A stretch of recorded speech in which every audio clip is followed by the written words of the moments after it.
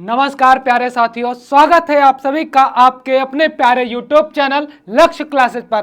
प्यारे साथियों, जैसा कि आप लोगों को पता है, आपके आरओ री एग्जाम से पहले मैं एक 251 प्रश्नों की मैराथन लेके आप लोगों के समक्ष उपस्थित हुआ था और उस क्लास से आपके पेपर में कई प्रश्न हूबहू छपे हैं और उसी कड़ी में उन्हीं चीज़ों को विस्तार से बताने के लिए आप लोगों के समक्ष मैं एक बार फिर से उपस्थित हो चुका हूं हिंदी माँ की सेवा में। और आपके आरओ 2025 पुनर्परीक्षा के 60 प्रश्नों का संग्रह लेके उपस्थित हुआ हूं और सबकी व्यवस्थित उत्तर कुंज मैं आपको देने वाला हूं। आप लोग अपने समूहों में, अपने इष्ट मित्रों में वीडियो को शेयर कर दीजिए और इस ऑनलाइन प्लेटफॉर्म यानी कि लक्ष्य क्लासेस के प्लेटफॉर्म में आपको बेहतरीन कंटेंट मिलने वाला है। बिल्कुल कोई भी दिक्कत नहीं होगी, क्योंकि यहाँ पे दिया है ना मैंने हिंदी के 60 प्रश्नों की अचूक आंसर की, यानी कि कोई चूक मैंने की नहीं है, बताने में कोई चूक नहीं हुई है। तो प्यारे साथियों, मेरे साथ जुड़िएगा। चलते हैं हिंदी माँ के चरणों में समर्पित ये आपकी आंसर की वाली क्लास आ गई है। पहला प्रश्न था आपका अग्रगामी का विलोम शब्द। भैया, विलोम का अर्थ क्या होता है? कुछ शब्द होंगे और शब्द के उल्टे अर्थ होंगे और उल्टे अर्थ होंगे। बस यहाँ पे एक छोटी सी बात याद रखनी होती है भैया, संज्ञा का विलोम संज्ञा होगा, विशेषण का विलोम विशेषण होगा, सर्वनाम का विलोम सर्वनाम होगा और आगे बढ़ेंगे क्रिया विशेषण अव्यय का विलोम क्रिया विशेषण अव्यय होगा। और एक बात और ध्यान देना होता है, तत्सम का विलोम तत्सम, तद्भव का विलोम तद्भव, देशज का विलोम देशज, विदेशज का विलोम विदेशज, संकर शब्दों का विलोम संकर शब्द होंगे। आई बात समझ में? और आगे चलते हैं आपके प्रश्न पे। अग्रगामी का विलोम शब्द बताइए भैया। अग्रगामी ऑप्शन दिया है पूर्वगामी, अधोगामी, पश्चिमगामी और ऊर्ध्वगामी। तो अग्रगामी का विलोम क्या होगा? पश्चिमगामी। अग्रगामी का मतलब आगे से आने वाला और पश्चिमगामी माने पीछे से चलने वाला। तो अग्रगामी का विलोम क्या होगा? पश्चिमगामी होगा। 100% आपका सी वाला विकल्प सही होने वाला है। इसी कड़ी में हम आगे बढ़ते हैं। जल्दी से आप लोग वीडियो के अंत तक जरूर बने रहिएगा, व्यवस्थित ढंग से बताने वाला हूं। एक एक प्रश्न को खोल कर रख दूंगा आपके सामने। ये दिया गया निम्नलिखित विलोम शब्द युग्म में से सही नहीं है। भैया, युग्म माने क्या होता है? जोड़ा। दो शब्दों का जोड़ा दिया गया और एग्जामिनर ने पूछने का यह प्रयास किया कौन सा ऐसा जोड़ा है जो एक दूसरे का विलोम नहीं है। आप देखिएगा, एक सही नहीं है का आशय यही होता है कि जो जोड़े दिए हैं तो 3 तो विलोम युग्म वाले होंगे, एक ऐसा होगा जो एक दूसरे के विलोम नहीं होंगे। तो भैया, अवर का विलोम तो प्रवर होता है, ये तो ठीक है, और दीर्घ का विलोम हर्ष होगा और आद्र का विलोम अनाद्र होगा। लेकिन ये जो डी ऑप्शन वह दिया है भैया, डी ऋजु का विलोम क्या होता है? वक्र होता है। ऋजु का अर्थ क्या होगा भैया?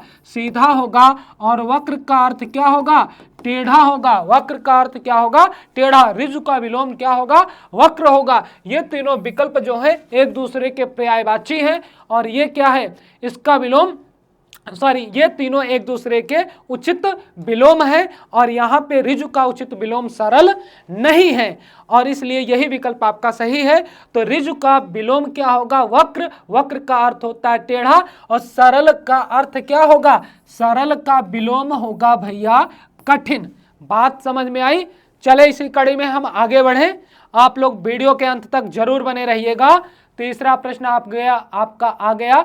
पूछा है क्या भैया? पूछा क्या है? ध्यान से पढ़िएगा, क्योंकि प्रश्न को पूरा पढ़ना अति आवश्यक है। भैया, लिखा क्या गया? विलोम की दृष्टि से निम्नलिखित में से सही शब्द युग्म है, यानी कि ऐसा जोड़ा जो विलोम की दृष्टि से शुद्ध हो। भैया, पहला विकल्प आपका दिया गया उत्तेजन और प्रशमन। उत्तेजन माने क्या होगा? उत्तेजन माने होगा भड़काना और प्रशमन माने क्या होगा? दबाना। आगे के विकल्प को चेक कर लेते हैं। आकुल और व्याकुल, ये तो एक दूसरे के पर्यायवाची हैं, ये एक दूसरे के विलोम हो ही नहीं सकते। हताश और निराश एक दूसरे के पर्याय हैं, ये विलोम हो ही नहीं सकते। और कटु और तिक्त एक दूसरे के पर्यायवाची हैं, विलोम हो नहीं सकते। और आपसे पूछा क्या है, सही शब्द युग्म है, वो भी विलोम की दृष्टि से, तो ए वाला विकल्प आपका भैया 100% सही होने वाला है। बात समझ में आई। फिर हम आगे बढ़ते हैं। अगला प्रश्न आपका आ जाता है चौथे नंबर का। अलग तरीका है भाई प्रश्न पूछने का। बिल्कुल, जो लोग कहते हैं हिंदी में क्या था, हिंदी में कुछ नहीं था, अरे भैया गर्व से कहते हैं कि 60 के 60 प्रश्न हलवा थे, मैं करके आया हूं। लेकिन जब वो आंसर की से मिलान करते हैं तो सब जाके 51 52 पे अटक जा रहे हैं। 51 52 54 55 वो अलग बात है, किसी का 57 58 भी सही होगा, लेकिन अधिकतर लोगों ने गलतियां की है, सरल समझकर उन्होंने गलतियां कर दी है। लगभग 52 53 51 तक 57 तक जाके लोग अटक रहे हैं। अच्छे पढ़ने वाले 55 तक होंगे, अच्छे पढ़ने वाले 55 तक जाएंगे, और एवरेज पढ़ने वाले या थोड़ा ध्यान देके पढ़ने वाले 51 52 पे अटक रहे हैं। हाँ, 50 से नीचे जिनका जा रहा है भैया उनके लिए तो अभाग दशा है, क्योंकि ये अपनी मातृभाषा है। बाह्य एवं ग्राह्य शब्द के विलोम का सही विकल्प है, यानी कि ऐसा विकल्प चुनना है जो बाह्य और ग्राह्य दोनों के उचित विलोम दें। भैया पहला ऑप्शन है अभ्यंतर, फिर है त्याज्य, फिर दूसरा ऑप्शन है अग्राह्य और आविर्भाव, तीसरा ऑप्शन है अभाव और लभ्य, और चौथा ऑप्शन है ग्रहण और त्याज्य। आप जल्दी से बताइएगा होगा क्या भाई, होगा क्या, जल्दी से बताइए। मैं बताऊं, बाह्य माने होता है बाहर, और अभ्यंतर माने होता है भीतर या अंदर, और ग्राह्य माने होता है ग्रहण करना, और त्याज्य माने ही होता है छोड़ देना या त्याग देना। तो ए वाला विकल्प तो आपका 100% सही होने वाला है।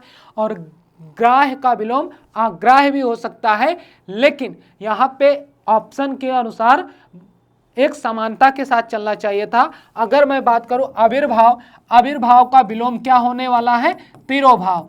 आविर्भाव का विलोम क्या होने वाला है, तिरोभाव। और भैया लभ्य का विलोम क्या होगा, अलभ्य होगा। लभ्य का विलोम क्या होगा, अलभ्य होगा। अब ग्रहण का क्या होगा भाई, त्याग होगा।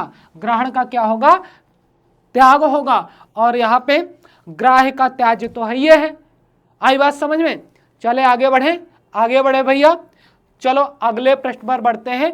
5वें नंबर का प्रश्न आ गया, और यह भी विलोम वाले अध्याय से है। कहां से है, विलोम वाले अध्याय से।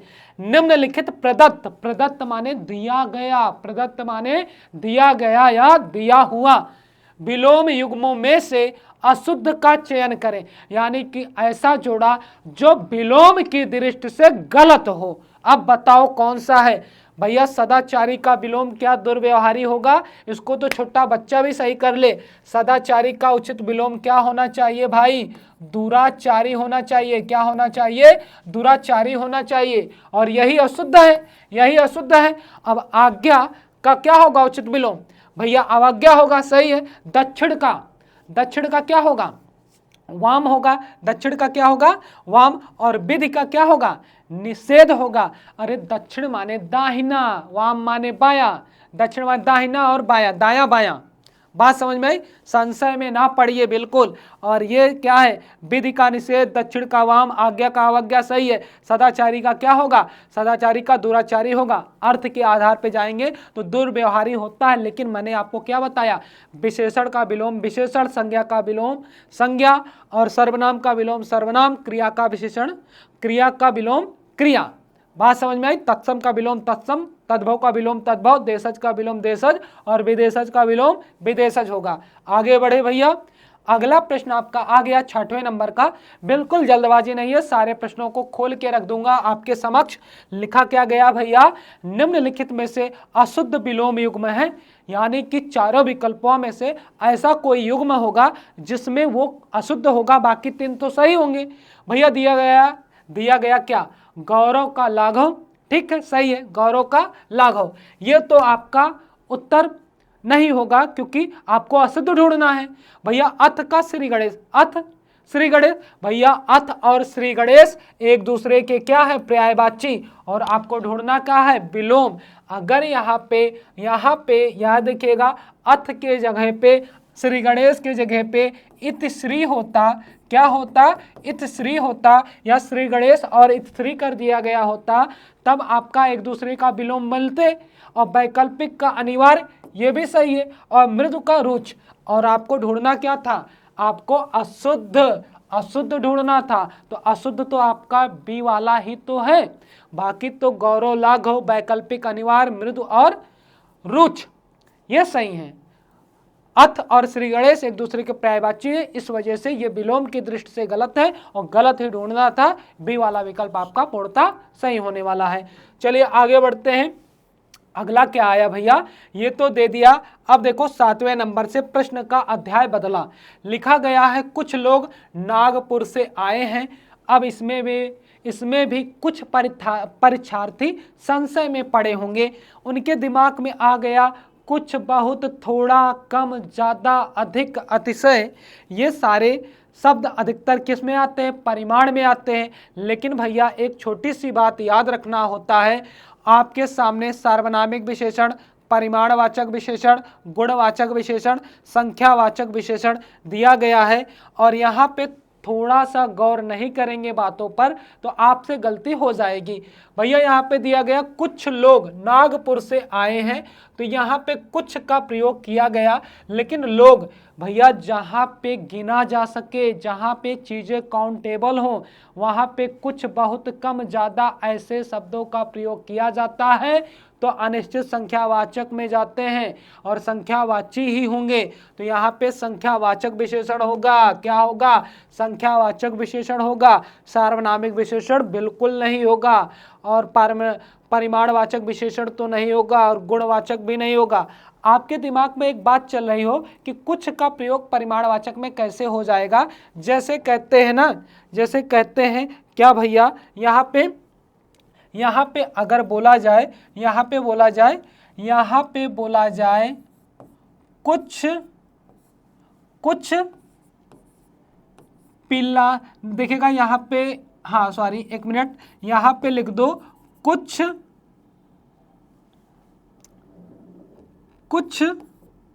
फल दे दूं, कुछ फल दे दूं। यहाँ पे फल भैया, अब आपके दिमाग में एक बात आएगी कि फल कुछ काउंटेबल भी होते हैं, लेकिन फल क्या है आपका आता है भैया परिमाण में ही, कुछ फल दे दो, तो ये अधिकतर तौल के ही होते हैं, यहाँ पे परिमाणवाचक हो जाएगा भैया। आई बात समझ में। चलिए आगे चलते हैं अगले सब प्रश्न पर। अगला प्रश्न आपका 8वें नंबर का प्रश्न आ गया, बहुत ही बढ़िया प्रश्न था, बिल्कुल संशय में नहीं पढ़ना था। निम्नलिखित में से कौन सा शब्द वृक्ष का पर्यायवाची नहीं है। अब भैया 3 तो वृक्ष के पर्यायवाची होंगे और इकलौता कोई शब्द होगा जो वृक्ष की पर्यायवाची नहीं होगा। तो आपको बताना है भैया, यहाँ पे अगर तरु की बात करें, तरु दिया है, द्रुम दिया है और पादप दिया है, ये हो गया, ये तो वृक्ष के पर्यायवाची हैं, लेकिन विशिख जो है ये वृक्ष की पर्यायवाची नहीं है। ये किसका है भैया, बाण की पर्यायवाची है। किसकी, बाण, जिसको क्या कहते हो भैया, तीर कहते हो। अगर इसी में एक शब्द जोड़ दें भैया, क्या जोड़ दें हम, अगर यहाँ पे विशिख में आसन जोड़ देते हैं, विशिख में आसन जोड़ देते हैं, और आपका शब्द क्या बन जाता है, विशिखासन बन जाता है। तो ये किसकी पर्यायवाची हो जाएगा भाई, ये हो जाएगा आपका धनुष की पर्यायवाची ना, धनुष की पर्यायवाची। बात समझ में आई। चलिए आगे बढ़ते हैं अगले प्रश्न पर। और अगला प्रश्न आ गया भैया, ये तो मैंने आपके मैराथन वाली क्लास में मैंने कराया था, और अत्यंत शब्द वहाँ पे जो विशेष था वो दूसरा था, लेकिन प्राविशेषण के रूप में अत्यंत शब्द का ही प्रयोग किया गया था। पूछा कामनी अत्यंत सुंदर है, इस वाक्य में अत्यंत है भैया। अब यहाँ पे ये बताओ, जिसके बारे में बात की जाएगी वो क्या होगी, उसे विशेष कहेंगे, और यहाँ पे बात किसके बारे में की जा रही है आप बताइए। कहोगे गुरुजी बात तो कामनी के बारे में की जा रही है, कामनी यहाँ पे क्या बनेगी, यहाँ पे विशेष, और विशेष से अधिकतर संज्ञा या सर्वनाम होते हैं, हम संज्ञा बोल सकते हैं। और भैया क्या है, सुंदर, सुंदर तो उसकी विशेषता हो गई, इसको हम क्या बोल दिए, विशेषण बोल दिए।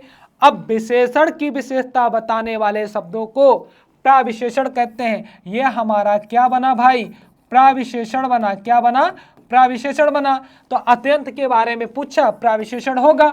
और विशेषण क्या होगा? सुंदर शब्द होगा। विशेष से क्या होगा? कामनी होंगी। बात क्लियर है? बात क्लियर है भैया? चले आगे बढ़े, चले आगे बढ़े। अगला प्रश्न आ गया, निम्नलिखित में गुणवाचक विशेषण के अंतर्गत नहीं है। अब ये बताओ भैया, गुणवाचक विशेषण के अंतर्गत अगर ऑप्शन के हिसाब से जाएं, हम देखेगा सब की बात करें तो सब गुणवाचक नहीं है, यही होगा, ये आपका सार्वनामिक विशेषण में आएगा। सो से सब बनेगा, ये सार्वनामिक विशेषण के अंतर्गत आएगा।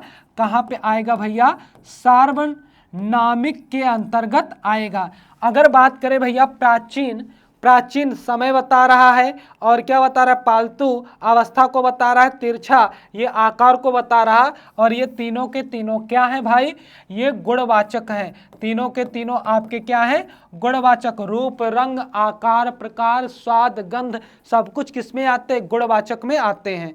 तो सब क्या है? सार्वनामिक है, यही गुणवाचक नहीं है। और ये बताओ, सब का प्रयोग हम परिमाणवाचक में भी कर सकते हैं, परिमाणवाचक में भी कर सकते हैं, बस चीजें काउंटेबल ना हो।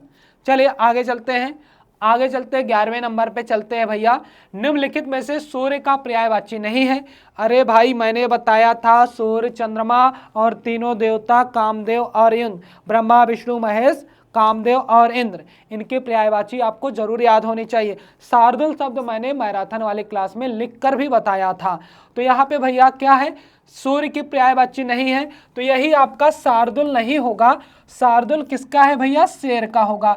शार्दुल शेर का होता है। अंशुमाली भी लिखा था मैंने, मार्तंड लिखा था, प्रभाकर नहीं लिखा था। तो ये तीनों के तीनों आपके सूर्य के हैं। सूर्य की अन्य पर्यायवाची आप आने वाले आगे के एग्जामों में जानिएगा।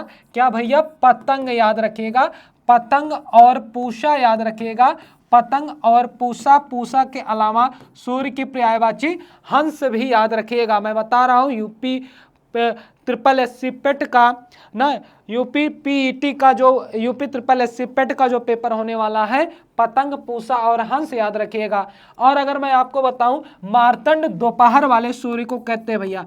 कब वाले? दोपहर वाले सूर्य को मार्तंड कहते हैं। जब सर के बराबर पे एकदम ऊंचाई पे होता है सूर्य, उसे मार्तंड कहते हैं। और प्रभाकर सुबह वाला होता है। अंशुमाली ना, किरणों, अंशुमाने क्या होता है? अंशुमाने किरण होता है भैया, ठीक है, अंशुमाने किरण होता है। चलिए आगे बढ़ते हैं, और 12वें नंबर का प्रश्न आ गया। अब ईमानदारी से बताइए, आंसर की पूरा बेहतरीन तरीके से आपको समझ में आ रही कि नहीं आ रही? भैया निम्नलिखित में से अग्नि का पर्यायवाची नहीं है। पर्यायवाची माने उसी शब्द का अन्य नाम। अब देखिएगा भैया, अग्नि का पर्यायवाची नहीं है। कृषाणु होता है, ठीक है, कृषाणु होता है, और नहीं होगा वही पता लगाना। कृषाणु होता है, हुताशन होता है, पावक होता है, लेकिन भाई अद्र नहीं होता है। अद्र किसका होता है? पर्वत का होता है। अद्र किसका होता है? पर्वत का होता है। बात समझ में आई? ये याद रखिएगा। और यहाँ पे भैया क्या है? पावक में एक संधि है, क्या है भैया? पव धन अक करेंगे। कमेंट में बताइएगा कौन सी संधि होगी। आप कहोगे गुरुजी अयादि संधि होगी। कौन सी संधि होगी? अयादि संधि होगी। चलिए आगे बढ़ते हैं भैया। आग की पर्यायवाची धूमकेतु याद रखिएगा। धूमकेतु वैश्वानर ना, ये देखिएगा मैं यहाँ पे लिख दे रहा हूँ, वैश्वानर याद रखिएगा। और धूमकेतु याद रखिएगा, धूमकेतु याद रखिएगा। ये आगे की पर्यायवाची अति महत्वपूर्ण होने वाली है। चलिए आगे बढ़ते हैं आगे के प्रश्नों पर। भैया निम्नलिखित में से किस, यहाँ पे लिखा गया निम्नलिखित में से किस समूह में सभी शब्द पर्यायवाची नहीं हैं। अब यहाँ पे ऐसा विकल्प बनाया गया है, बढ़िया प्रश्न था कि आपको ये जितने भी शब्द लिखे हुए दिख रहे हैं, आपको ये बताना है ऐसा कौन सा विकल्प है जिसमें लिखे गए सारे शब्द एक ही शब्द की पर्यायवाची नहीं है। अगर बात करें अच्छी, चक्षु, दृग, लोचन, ये तो आंख के पर्यायवाची है भैया। सब किसके हैं? आंख के हैं। किसके हैं? आंख के। लेकिन आपको पहचानना क्या है कि सभी एक शब्द के पर्यायवाची ना हो। लक्ष्य, ध्येय, प्रयोजन, ये भी एक ही शब्द के पर्यायवाची हैं, बिल्कुल अंतर नहीं है। लेकिन भैया रश्मि, अंशु और मयूख, ये सब किसके हैं? किरण के पर्यायवाची है। किसके हैं? किरण के पर्यायवाची हैं, लेकिन चयन शब्द यहाँ पे अलग है, सारे के सारे शब्द एक के ही पर्यायवाची नहीं है, इस वजह से आपका सी वाला विकल्प सही होगा।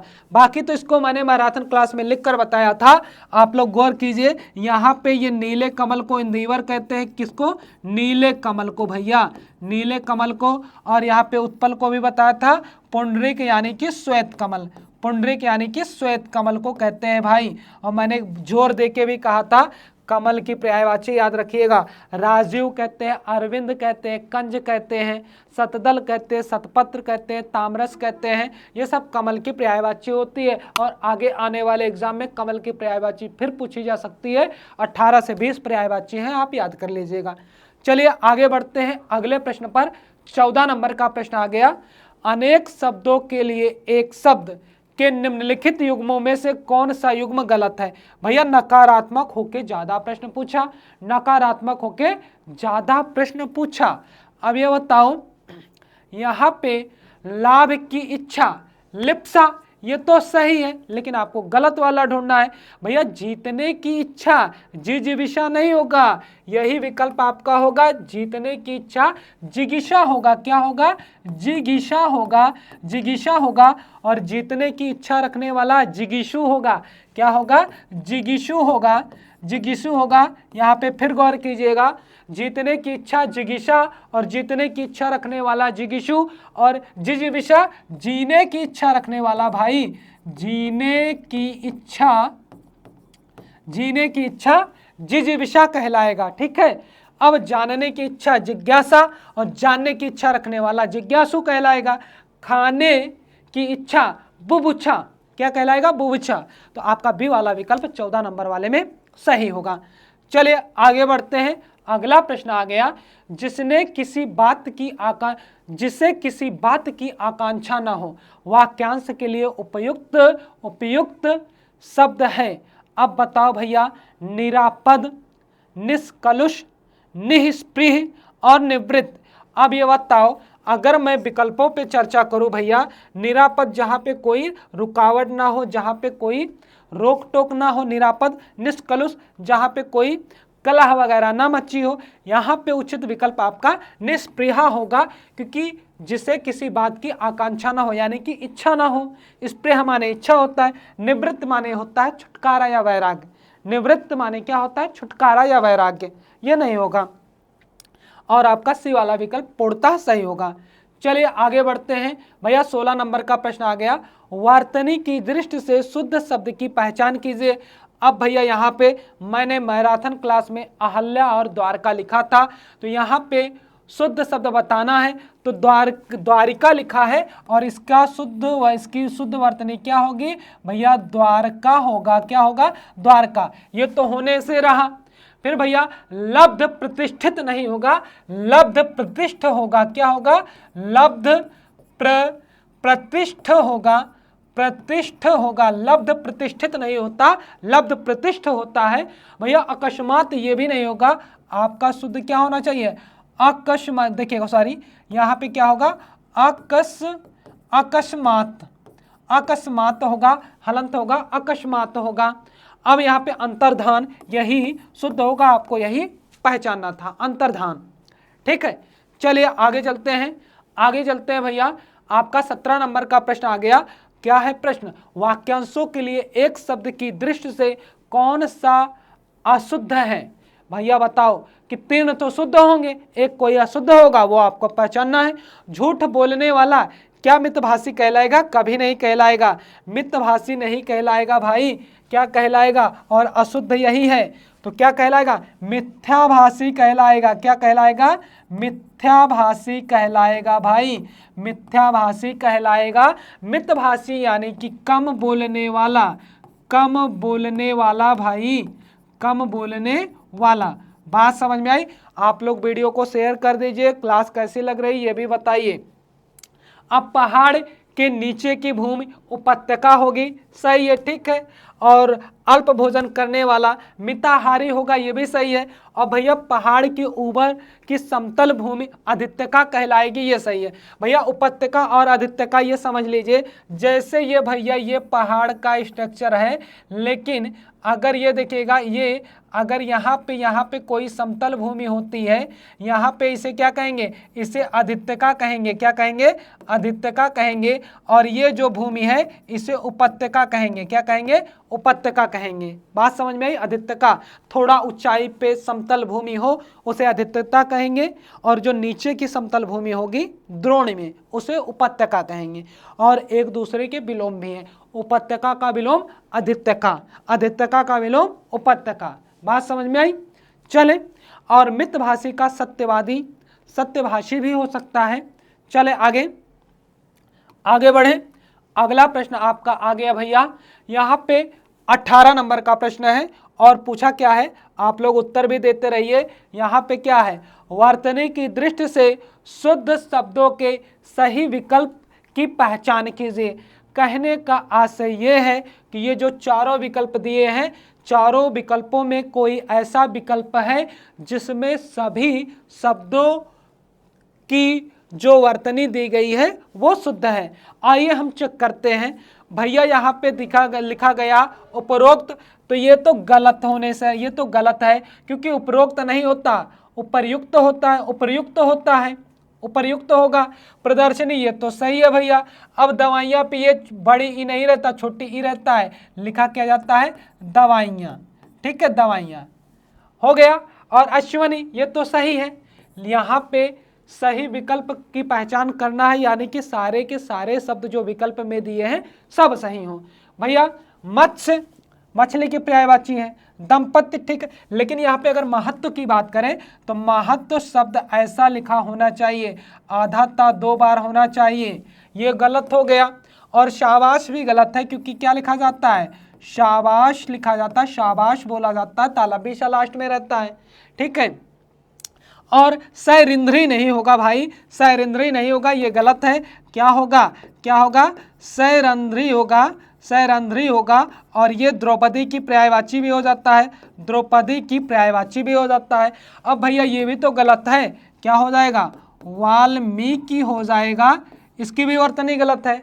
और आध्यात्मिक, यहाँ पे बड़ा आ हो जाएगा, क्या हो जाएगा, ये भी तो गलत है, आपका क्या हो जाता है, आध्यात्मिक, क्योंकि एक प्रत्यय लगने से छोटा आ, पहला अक्षर पे अगर छोटा आ होगा तो बड़ा आ बन जाएगा, जैसे मर्म का मार्मिक, तर्क का तार्किक। अब भैया मंत्रिपरिषद में अगर मैं गलती की बात करूं तो ये हो जाएगा भाई मंत्रिपरिषद। क्या हो जाएगा, मंत्रिपरिषद, मंत्रिपरिषद नहीं होगा, मंत्रिपरिषद होगा। ठीक है, अब यहाँ पे सहस्त्र, ठीक है, चिहन सही है, अगस्त सही है, मैथिली, ये डी वाला विकल्प आपका पूर्णतः सही होगा। इसी में चारों के चारों शब्दों की वर्तनी शुद्ध है। बात समझ में आई भैया, कोई संशय तो नहीं रहा। यहाँ पे उपरोक्त का क्या हो जाएगा, उपरयुक्त हो जाएगा भाई, क्या हो जाएगा, उपरयुक्त हो जाएगा। बात क्लियर है। चलो मैं आगे बढ़ूँ, क्या कहते हो, आगे बढ़ूँ, बातें एकदम समझ में आ रही। चलो आगे आगे 19 नंबर का प्रश्न लिखा क्या गया भैया, अधोलिखित में से किस विकल्प में सभी शब्दों की वर्तनी अशुद्ध है। आहा, अब ये ढूंढना है कि जो ये विकल्प में दिए हैं जितनी वर्तनी दी है, और सब के सब, ऐसा नहीं होना चाहिए एक सही हो 2 गलत हो, या 2 सही हो 1 गलत हो, यानी कि ऐसा विकल्प ढूंढना है जिसमें सभी की वर्तनियां गलत हो।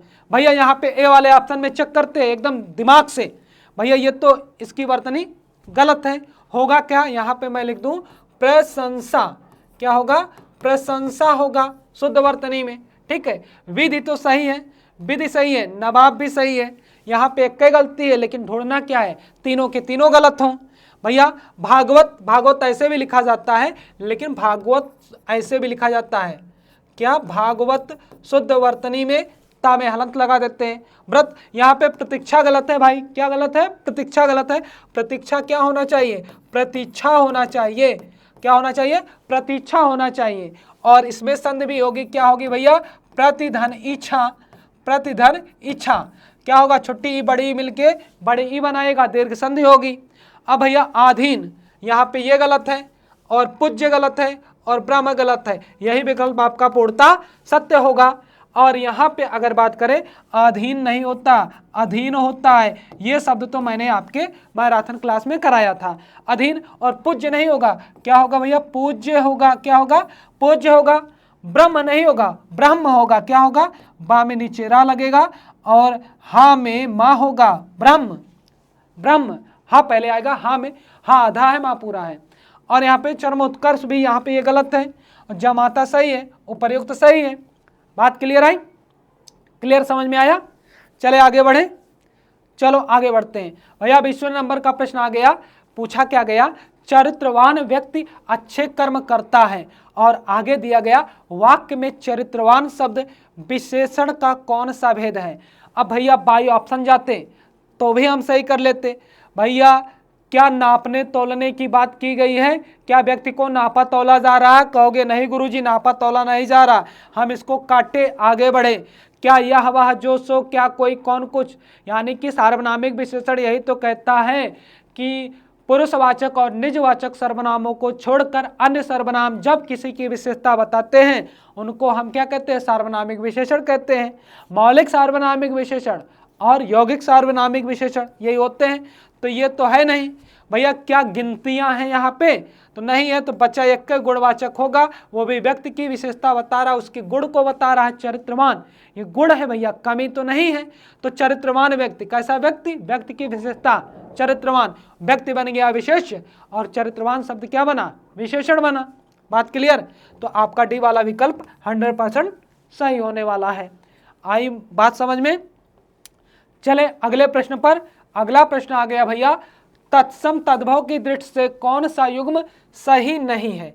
अब ये बताओ, मैंने तो लिख कर बताया था, ऐसे संस्कृत के शब्द जो बिना रूप परिवर्तन के हिंदी में प्रयोग किए जाने लगे उनको तत्सम कहते हैं, जो रूप परिवर्तन के साथ प्रयोग किए जा रहे हैं उनको तद्भव कहते हैं।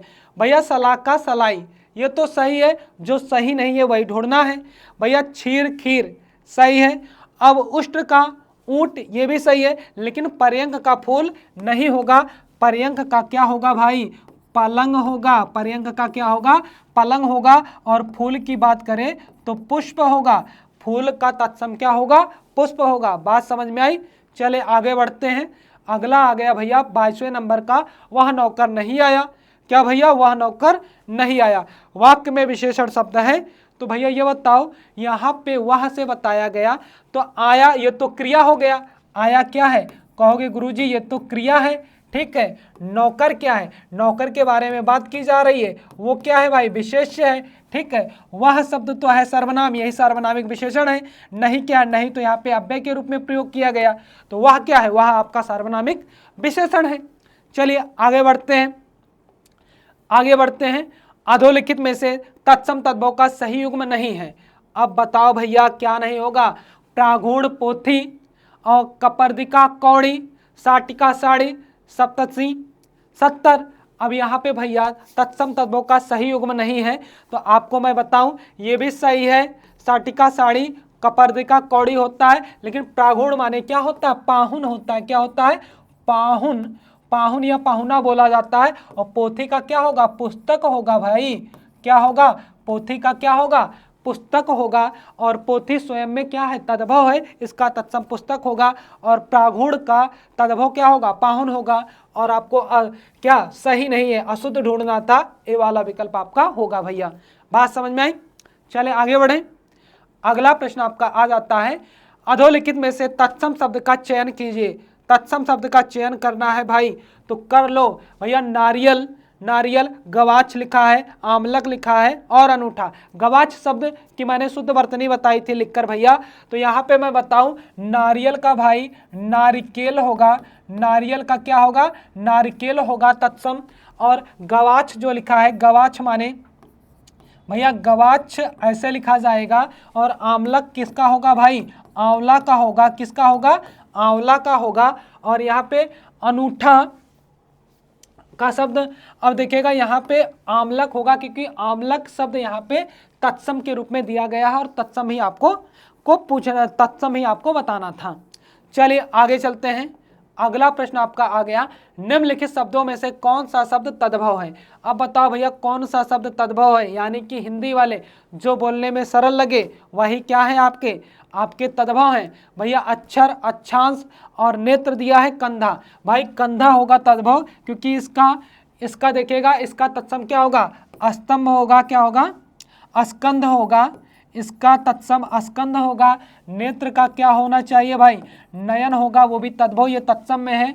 और यहाँ पे अक्षर के अगर तत्सम की बात करें तो लोग ऐसे बना देते हैं अक्षर और आखर भी बोल देते हैं, क्या बोल देते हैं, आखर भी बना देते हैं। बात क्लियर है। चले आगे बढ़ें। अब आगे आगे आगे अधोलिखित में से कौन सा वाक्य शब्द चयन की दृष्टि से शुद्ध है, यानी कि 3 तो अशुद्ध होंगे, एक शुद्ध होगा, वो उससे पहचानना है। लिखा क्या गया, साहित्य और जीवन का घोर संबंध है। भाई घोर संबंध होगा, आप बताओ ईमानदारी से, क्या घोर संबंध होगा, साहित्य और जीवन का घोर संबंध होगा। कहोगे नहीं गुरुजी, घोर के स्थान पे क्या करना पड़ेगा, हमें घनिष्ठ करना पड़ेगा। क्या घनिष्ठ, घनिष्ठ संबंध है, ठीक है। गोलियों की बाढ़ के सामने गोलियों की बौछार होगा भाई, क्या होगा, बौछार, ये तो गलत हो गया, ठीक है। अब उसकी मृत्यु के समाचार से नगर में भीषण शोक छा गया, तो यहाँ पे भैया नगर में ये भीषण शब्द का अनावश्यक प्रयोग हुआ है। उसकी मृत्यु के समाचार से नगर में शोक छा गया, ये होगा। मैं उनका पितृवत सम्मान करता हूँ, यही आपका सही होगा। डी वाला विकल्प आपका 100% सही होगा। आगे बढ़े, आई बात समझ में भैया, बाकी तीनों गलत है भैया। चलिए आगे चलें। अगले प्रश्न पर आपका आ गया, वर्तनी की दृष्टि से अशुद्ध शब्द है। अशुद्ध शब्द पहचानना था आपको भैया। आनुषंगिक सही है और पैतृक, आनुषंगिक ये सही है, पैतृक भी सही है और आध्यात्मिक भी सही है। अभियांत्रिक ये तो आपकी मैराथन क्लास में था, मैंने रोक के भी बताया था, यहाँ पे यही गलत है। क्या हो जाएगा भाई, क्या हो जाएगा, अभियांत्रिक, ठीक है। और वहाँ पे यहाँ पे भी आ की मात्रा लगी थी, मैंने रोक के बताया था, यहाँ पे आ की मात्रा नहीं होनी चाहिए, आगे बढ़ना चाहिए, अभियांत्रिक, ठीक है। क्लियर है, ये तो आपकी मैराथन क्लास वाला क्वेश्चन है। आप देखिएगा, टैली करना है, आप देख सकते हो क्या पढ़ाया गया आपके लक्ष्य क्लासेस प्लेटफॉर्म पर क्या पढ़ाया गया, आप उसका अवलोकन कर सकते हो। यहाँ पे जो आपके समक्ष खड़ा है, ये समझ लो कि मैंने एक बात कही थी भैया कि एक ही क्लास मैंने दी 251, कहीं मैंने 10 सेट पढ़ाया होता तो सारे के सारे हूबहू फंस जाते। तब भी 16 से 17 शब्द आपके आए हैं आपकी मैराथन क्लास से। चलो आगे चलते हैं। आगे भैया, निम्नलिखित में से शुद्ध वाक्य का चयन कीजिए। अब भैया यहाँ पे बातें थोड़ी क्रिटिकल हो जाती है, फंसाने योग्य। भैया कृपा आने की अनुकंपा करे, तो यहाँ पे कृपा और अनुकंपा दोनों समानार्थी हैं, इसलिए दोनों का प्रयोग नहीं होना चाहिए। कृपा आने का कष्ट करे ऐसी बातें हो जाती, तो आने की अनुकंपा करे ये होना चाहिए था। कृपया का प्रयोग अनावश्यक हुआ है, ये तो क्या हो जाएगा, गलत हो जाएगा, अशुद्ध है। तुम्ही ने ही यह गलती की है। भैया तुम और ही में अशुद्ध संधि हुई है, यहाँ पे ही का प्रयोग एक बार हुआ है, ही का अनावश्यक प्रयोग हुआ है, इसलिए ये गलत होगा। वह सदैव ही आएगा। भैया ये यहाँ पे ये दिखेगा, शब्द कैसे बना, सदा धन एव से बना, सदा धन एव से बना। सदा माने क्या होता है, हमेशा होता है, और यो माने होता है ही। तो सदैव में ही जुड़ा हुआ है, ही का दोबारा प्रयोग हो गया, इसलिए ये भी गलत है। किसने यह कहा था, यह सही होगा, क्योंकि आपके दिमाग में एक बात चल रही होगी, यह किसने कहा था, ऐसा हो जाता। प्रश्नवाचक शब्द पहले आ सकते हैं, प्रश्नवाचक शब्द पहले आ सकते हैं, और आपका डी वाला विकल्प होगा किसने यह कहा था। बात समझ में आई। चले आगे बढ़ें। अगला प्रश्न आ गया, अशुद्ध वाक्य का चयन कीजिए। अब भैया 3 तो शुद्ध होंगे, एक अशुद्ध होगा, वही आपको ढूंढना है। तो ये बताइए, उन्होंने यहाँ पे दिया गया क्या गया, उन्होंने उसकी आड़े हाथ खबर ली। भैया लोकोक्ति में अगर इसका प्रयोग करें, उन्होंने उसको आड़े हाथों लिया, ऐसी बातें होनी चाहिए थी। यहाँ पे ये गलत है, आड़े हाथों खबर ली, क्योंकि आड़े हाथों लेना ही पूछना होता है। यहाँ पे पुनरुक्त संबंधी अशुद्धि है, यही आपका क्या होगा, अशुद्ध वाक्य ढूंढना था, ये होगा भाई, अशुद्ध वाक्य का चयन करना था। अब यहाँ पे वह आ जाएगा, ये तो सही है, उसको हर चौथे दिन दौरा पड़ता है, ये सही है। वह हमारे यहाँ रोज आता है, यहाँ माने घर से, ऑफिस से, कार्यालय से, कहते हैं ना, वह हमारे घर आता है, वह हमारे विद्यालय आता है, वह हमारे बाग में आता है, ऐसी बातें बोल दें तो यहाँ यानी कि आपके निवास स्थान से हो जाता है, ये भी सही है। और अशुद्ध आपको ढूंढना था, ए वाला विकल्प आपका सही होगा भैया। आगे चलें।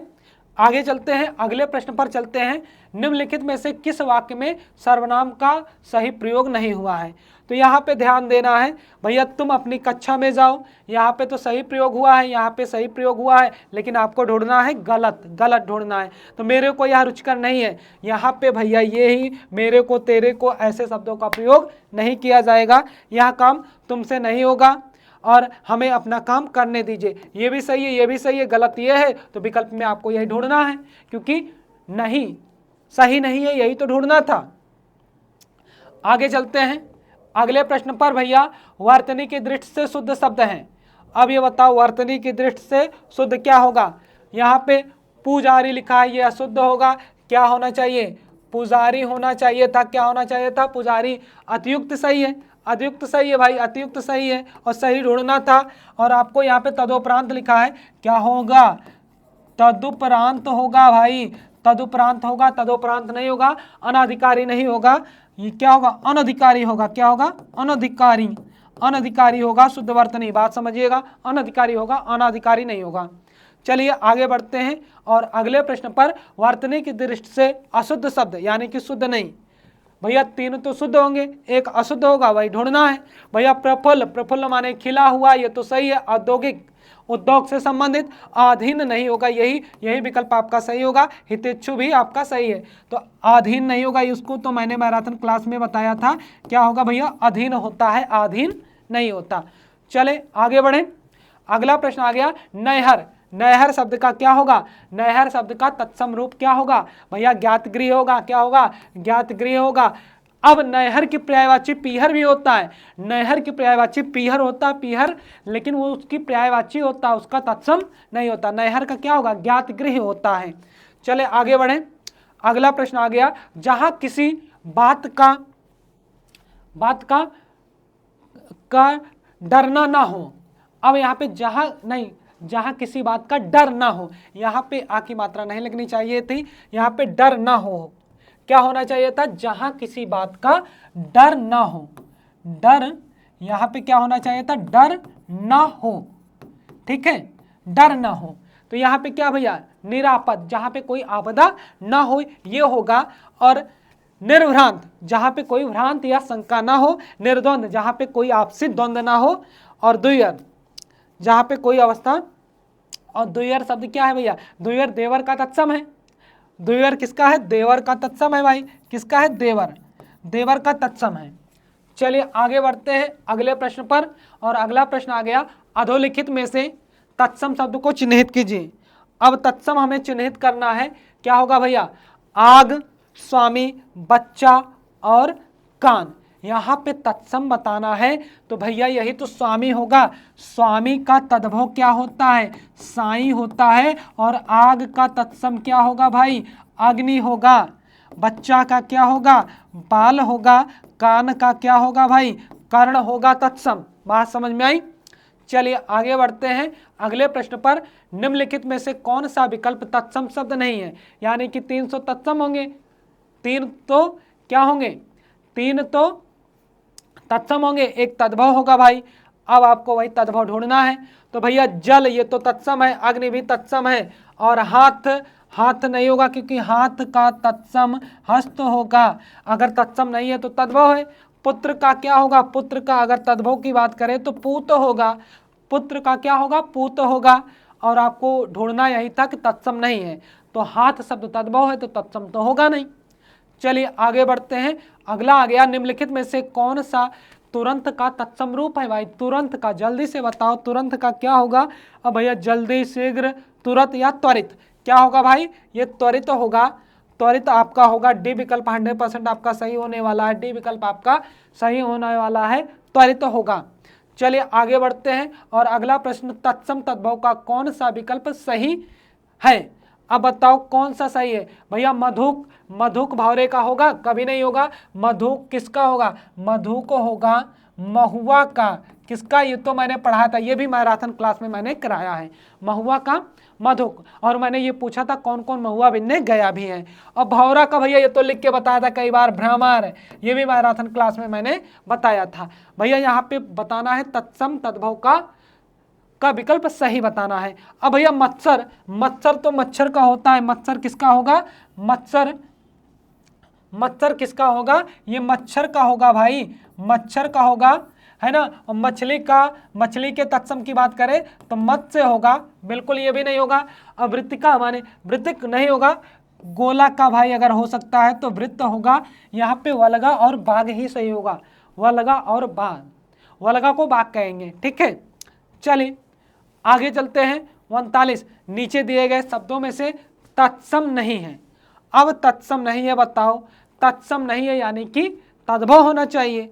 भैया अगणित, मुख, दधि, अकेला, ये भी मैंने मैराथन क्लास में कराया, अकेला का यकल करके कराया, अकेला का यकल करके कराया, अकेला तद्भव है, इसका क्या होगा भाई, एकल। ये अभी मैराथन क्लास में मैंने कराया था भैया, और वही बोल रहा हूँ जो मैंने कराया। दधि का क्या होगा भाई, तद्भव दही होगा, दधि का क्या होगा, दही होगा। मुख का, अब यहाँ पे मुख का क्या होगा, मुंह होगा, क्या होगा, मुंह होगा। अगणित का अगिनत होगा, अनगिनत होगा, अगणित का अनगिनत होगा, अगणित का अनगिनत होगा, जिसको गिना ना जा सके अनगिनत होगा। चलिए आगे बढ़ते हैं अगले प्रश्न पर। निम्नलिखित में से घोड़ा का पर्यायवाची नहीं है। अब भाई घोड़ा का पर्यायवाची नहीं है होगा, है बाज है, तुरंग भी है। शार्दुल किसकी है, शार्दुल शेर की है, और ये शार्दुल नहीं होगा, शार्दुल क्या होगा, शार्दुल नहीं होगा भैया। चले आगे बढ़े, 40 प्रश्न हो चुके, आगे बढ़ते हैं। निम्नलिखित में से कामदेव का पर्यायवाची नहीं है। मैंने आपसे पूछा था भाई कि देवताओं का नाम इंद्र और कामदेव को बिल्कुल ना भूलिएगा। भैया मनमत तो है, मनमत तो होगा, यहाँ पे मनमत तो होगा कामदेव की पर्यायवाची, कामदेव की कंदर्प होगा, मदन होगा, माधव नहीं होगा, और यही विकल्प आपका सही है। माधव किसका होगा, माधव कृष्ण की पर्यायवाची है, माधव किसकी है, कृष्ण की, सॉरी हाँ कृष्ण की पर्यायवाची है, कृष्णा नहीं, कृष्णा स्त्रीलिंग शब्द है। चलिए आगे बढ़ते हैं, 41 प्रश्न हो चुके, आगे है। अधोलिखित में से किस विकल्प में सभी शब्द पर्यायवाची नहीं है, यानी कि जो आपका विकल्प दिया हो उसमें सभी शब्द आपके पर्यायवाची नहीं होने चाहिए। तो अगर बात करें भाई वायु की, समीर की, मरुत की और समीरण, ये तो हवा की पर्यायवाची है। पहला विकल्प तो आपका उत्तर सही नहीं होगा, क्योंकि इसमें सभी के सभी हवा के पर्यायवाची हैं। और आगे बढ़े, विहंग, विहग, संकुत और अंडज, ये सब पक्षी के पर्यायवाची हैं। ये सब किसके हैं, ये आपके पक्षी के पर्यायवाची होने वाले हैं। और आपको ऐसा विकल्प ढूंढना है जिसमें एक ही शब्द के पर्यायवाची ना हो। भैया तीर, सर, इस और नाराज, ये सब किसके हैं, बाण के पर्यायवाची हैं, यानी कि तीर के पर्यायवाची हैं। अब भैया लिखा गया ब्राह्मी, भारती, गिरि और वाक, यही आपका विकल्प सही होगा, क्योंकि गिरि नहीं, गिरि माने भाई, गिर माने पर्वत होगा, और अगर माँ सरस्वती की पर्यायवाची हो तो गिरा होना चाहिए, गिरा। वाक माने बोली होता है, वाक देवी माने क्या होता है, सरस्वती होता है, तो गिरि नहीं होगा। और वाक को तो बोलते हैं, लेकिन गिरि आपके पर्वत की होगा, इसलिए यही विकल्प आपका सही होगा। चले आगे बढ़े, और गिरा माने होता है सरस्वती। चलिए आगे 43 नंबर का प्रश्न आ गया। अधोलिखित में से सिंह का पर्यायवाची नहीं है। यहाँ पे लोग संशय में पड़े, तो भैया यहाँ पे मैं बताऊं आपको, केसरी तो है, केसरी और केहरी लिख के मैंने बताया भी था, तो केसरी तो सिंह की पर्यायवाची है, पंचमुख भी होगा, महावीर भी होगा केसरी, लेकिन मार किसकी है, मार आपके कामदेव की पर्यायवाची है, मार ही नहीं होगा, बी वाला विकल्प आपका सही होगा।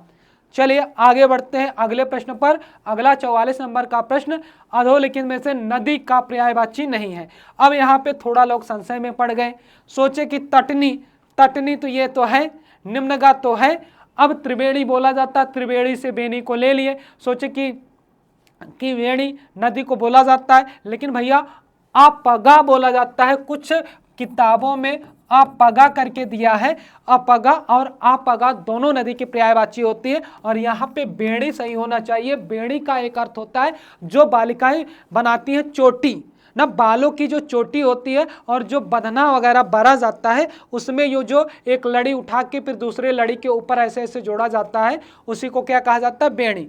और यहाँ पे डी वाला विकल्प आपका सही होने वाला है।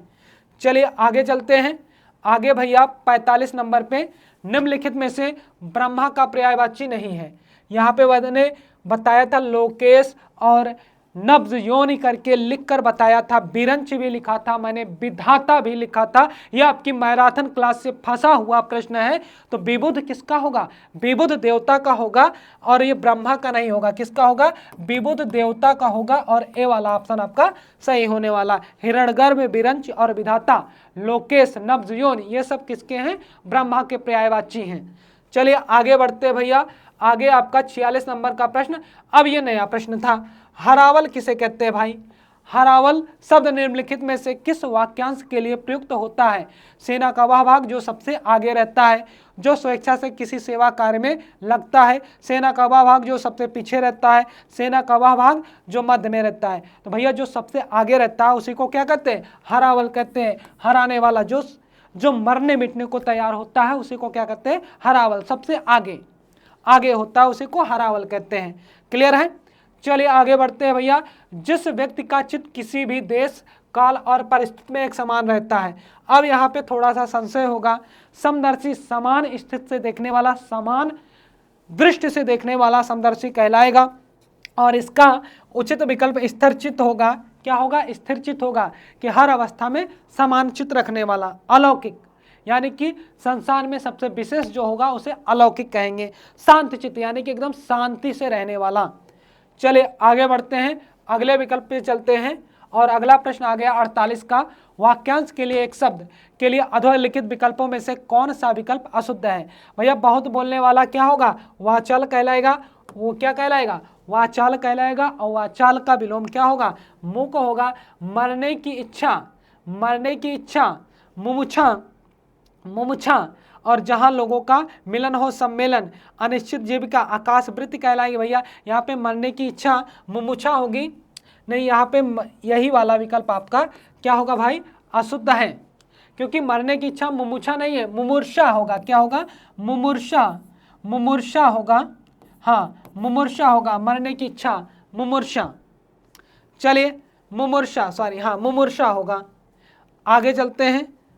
49 नंबर का प्रश्न आ गया। उत्तर और पूर्व दिशा के मध्यवर्ती कोण को क्या कहते हैं? वायव्य कहेंगे, ईशान कहेंगे, या नैऋत्य कहेंगे, या आग्नेय कहेंगे? भैया क्या कहेंगे यहाँ पे आप बताइएगा। उत्तर और पूर्व की दिशा को क्या कहेंगे? उत्तर और पूर्व की दिशा को क्या कहेंगे भैया? ईशान कहेंगे। क्या कहेंगे? यहाँ पे ईशान कहेंगे। गौर कीजिएगा, यहाँ पे ईशान कहेंगे। अगर एक स्ट्रक्चर बनाया जाए भैया, यहाँ पे गौर कीजिएगा, ये देखिएगा, ये आपका स्ट्रक्चर बन गया। ये ऊपर की अवस्था उत्तर हुई, और नीचे की अवस्था दक्षिण हुई, और इधर क्या हो गया भैया? पूर्व हो गया, और इधर क्या हो गया? पश्चिम हो गया। अब यहाँ पे क्या हुआ भैया? यहाँ पे इधर वाला ये क्या हो गया? वायव्य हो गया, वायव्य हो गया। और यहाँ पे क्या हो गया? ये ईशान कोण कहलाया। और उसके बाद यहाँ पे देखिएगा, ये आग्नेय कोण कहलाया, आग्नेय। और यहाँ पे क्या हो गया? नैऋत्य हो गया। क्या हो गया? नैऋत्य हो गया। आप ये देख लीजिएगा, गौर कर लीजिएगा, समझ लीजिएगा। चले आगे चलें, अगले प्रश्न पर चलें। आपका 85 नंबर का प्रश्न आया। वाक्यांश तथा उसके लिए प्रयुक्त एक शब्द का कौन सा युग्म सुमेलित नहीं है? किए गए उपकार को मानने वाला, कृतज्ञ सही है, जिसका पार न पाया जाए, अपार, जो इंद्रियों से परे हो, दूर हो, अतीन्द्रिय होगा, जानने की इच्छा रखने वाला। भैया यही तो विकल्प आपका होगा, और आपको सुमेलित नहीं है, यही ढूंढना था। तो जानने की इच्छा रखने वाले को क्या कहेंगे? जिज्ञासु कहेंगे भाई। क्या कहेंगे? जिज्ञासु कहेंगे। क्या कहेंगे? जिज्ञासु कहेंगे। और जानने की इच्छा जिज्ञासा कहलाती, जानने की इच्छा रखने वाला जिज्ञासु कहलाएगा। चलिए आगे चलते हैं अगले प्रश्न पर। श्रृंगार करके नायक की प्रतीक्षा करने वाली नायिका वाक्यांश के लिए उपयुक्त शब्द है भाई। क्या होगा? अब यहाँ पे थोड़ा नया है। अभिसारिका किसे कहेंगे? भैया जो चोरी छिपे अपने प्रेमी से मिले उसे अभिसारिका कहेंगे। और विप्रलब्धा, यानी कि जो अपने प्रेमी या पति के वियोग में हो उसे क्या कहेंगे? विप्रलब्धा। और वासक सज्जा, जो श्रृंगार करके बैठी हो उसे वासक सज्जा कहेंगे। अगर उत्कंठिता की बात करें, यहीं पे नायक की प्रतीक्षा करने वाली अगर यही बतिया काट दी गई होती तो उत्कंठिता भी हो सकता था। क्या भैया, उत्कंठिता भी हो सकता था, लेकिन श्रृंगार करके नायक की प्रतीक्षा करने वाली नायिका के लिए वासक सज्जा उचित विकल्प होगा। यहाँ पे अभिसारिका क्या होगा, यहाँ पे लिख सकते हो चोरी चोरी चुपके नायक से मिलने वाली, नायक से मिलने वाली नायिका, ठीक है, ये हो जाएगा। और विरह में रहने वाली नायिका, विरह में रहने वाली नायिका। और वासक सज्जा का मतलब हो गया, और उत्कंठिता का मतलब नायक की प्रतीक्षा करने वाली नायिका, लेकिन श्रृंगार करके नहीं, किसी भी अवस्था में। चलते हैं आगे बढ़ते हैं अगले प्रश्न पर। अगला आ गया भैया सूची का मिलान है। अब यहाँ पे हम चेक करेंगे क्या दिया गया है।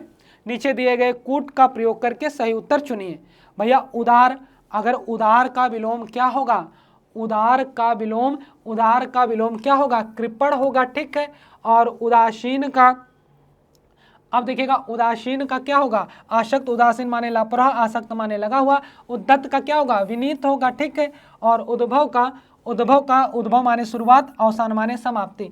तो ए का 2 कहाँ दिया गया भाई, ए का 2 और बी का 4 और सी का ए और डी का आपका 3। यही सी वाला विकल्प 100% सही होगा। सी वाला विकल्प आपका सही होगा भैया, देख लीजिएगा, एक बार मिलान कर लीजिएगा, सी वाला विकल्प आपका सही होगा। चले आगे बढ़ें अगले प्रश्न पर भैया।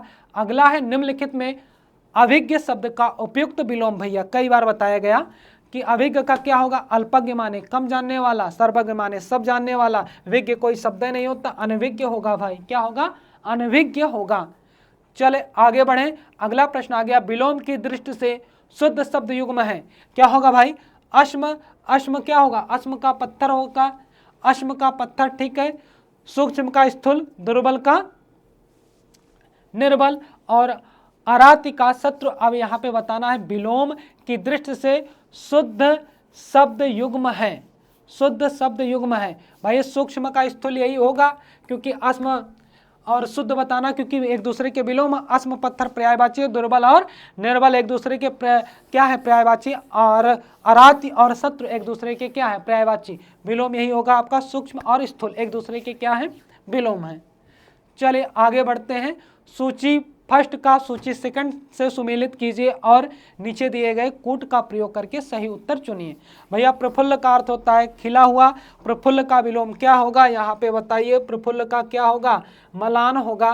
प्रफुल्ल का क्या होगा, प्रफुल्ल का भैया मलान होगा। और व्यास का समास होगा, कृत्रिम का प्राकृत होगा, प्रेम का घृणा होगा। ए का 3 कहाँ पे है, ए का 3 कहाँ पे है, ए में 3 है। और देखिएगा बी का 2 किस में है, बी का 2 के ये आपका डी वाला ऑप्शन सही होगा, बी का 2 मिल गया, और सी का चौथा मिल गया, और डी का आपका पहला हो गया, डी का आपका पहला हो गया। चलिए आगे चलते हैं अगले प्रश्न पर। विशेष से विशेषण की दृष्टि से कौन सा विकल्प सही है। अब बताइएगा, विशेष जिसके बारे में बातें कही जाए, विशेषण जो बातें बताई जाएं। उत्साह, उन्नत ये नहीं होगा। सुदय, उदित, क्योंकि उदय और उदित होना चाहिए था। और उपज, अब यहाँ पे उपज का उपकार दिया है, और यहाँ पे दुच्छा नहीं होना चाहिए, इच्छा होना चाहिए था, थोड़ा मिस्टेक है। यहाँ पे क्या होना चाहिए था, इच्छा। अब यहाँ पे ये बताना है कि यहाँ पे होना क्या चाहिए था भैया, उपज का उपार्जित होना चाहिए था, इच्छा का अपेक्षा सुदय का उदित नहीं होना चाहिए था, उदय का उदित होगा। उत्साह, उन्नति भी नहीं होगा।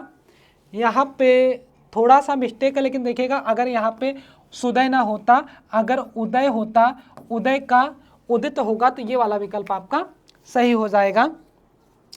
चलिए आगे चलते हैं अगले प्रश्न पर। कश्मीरी सेब सिंदूरी लाल होता है, वाक्य में सिंदूरी शब्द है, क्या है भैया, ये तो आपका, क्योंकि सेब की विशेषता बताया, कैसा, लाल की विशेषता बताया सिंदूरी से, और आपका ये क्या होगा, प्रविशेषण होगा। क्या होगा भैया, ये आपका प्रविशेषण है। विशेषण की विशेषता बताने वाले शब्दों को प्रविशेषण कहते हैं। क्या कहते हैं, प्रविशेषण कहते हैं। चलिए आगे चलते हैं। अगला है सूची का सूची से मिलान करना है। भैया यहाँ पे आइए मिलान करते हैं। अब वायु से संबंधित क्या होगा, वायव्य होगा, वायव्य होगा। और विवाद का क्या होगा, विवादी होगा। उपसर्ग प्रत्यय लगाओ, विशेषण पाओ। विकास का क्या होगा, विकसित होगा। विषाद का विषण होगा। अब यहाँ पे हम चलते हैं, पहले का चौथा किसमें दिया है, ये दिया है। और बी का क्या होगा, तीसरा है। सी का क्या होगा भैया, दूसरा होगा। और डी का पहला होगा। ये हाँ, ये वाला आपका डी वाला विकल्प पूर्णतः सही है। डी वाला विकल्प आपका सही होगा। 58 प्रश्न हो चुके हैं। आगे चलते हैं भैया। यहाँ पे क्या है, निम्नलिखित में विशेष शब्द है। तो उपसर्ग प्रत्यय जिसमें नहीं होगा वही विशेष्य होगा। यहाँ पे घाव आपका भाववाचक संज्ञा है। गर्भ से बना गर्वीला, घातक, घात से बना घातक, गुलाब से बना गुलाबी। तो ये तीनों आपके क्या हैं, ये तीनों आपके भैया विशेषण हैं, तीनों आपके विशेषण हैं। और ये आपका भाववाचक संज्ञा है। और हमने बताया कि जो संज्ञाएं होंगी वही विशेष्य बनेगा, जिसके बारे में बातें हम बता सकते हैं। चलिए आगे चलते हैं। अगला है भैया, निम्नलिखित में से विशेषण शब्द का चयन कीजिए। अब यहाँ पे क्या आया भैया, अधीत आया, अंत आया, आदि आया, अंकुर। अब अधीत शब्द आपका क्या होगा, विशेषण। अधीत माने क्या होता है, पढ़ा गया, यानी कि पढ़ा गया। जो पढ़ी गई बातें होती हैं उनको क्या कहते हैं, अधीत कहते हैं। यही थे आपके 60 प्रश्नों की सटीक उत्तर कुंज। और उम्मीद करता हूं इससे आपको बहुत संतुष्टि मिलने वाली है। और अपने ग्रुप में भी शेयर कर दीजिएगा। आरओ की परीक्षा देने वाले समस्त परीक्षार्थी इस उत्तर कुंज का अवलोकन कर सके और आगे ऐसे ही बेहतरीन क्लासेज आपको लक्ष्य परिवार द्वारा उपलब्ध कराई जाती रहेंगी। इसी के साथ अपनी वाणी को विराम देता हूँ। जय हिंद, जय